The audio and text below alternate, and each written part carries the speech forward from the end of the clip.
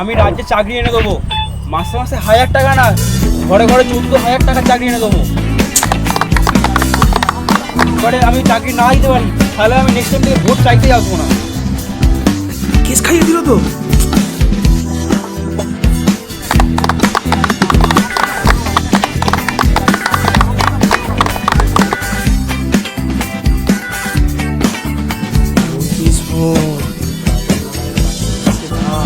কথা হবে, মালটাকে ঘুষ খাইয়ে আমার দলে টেনে নেব।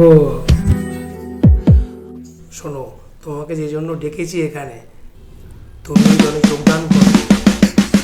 তুমি ভালো ছেলে, আমাদের দলে চলে এসো, টাকা পয়সা গাড়ি বাড়ি সব দিয়ে দেবো। কিন্তু যতক্ষণ যারা আমাকে বিশ্বাস করেছিল, আরে দেখলি না, জনগণ তো বোকা।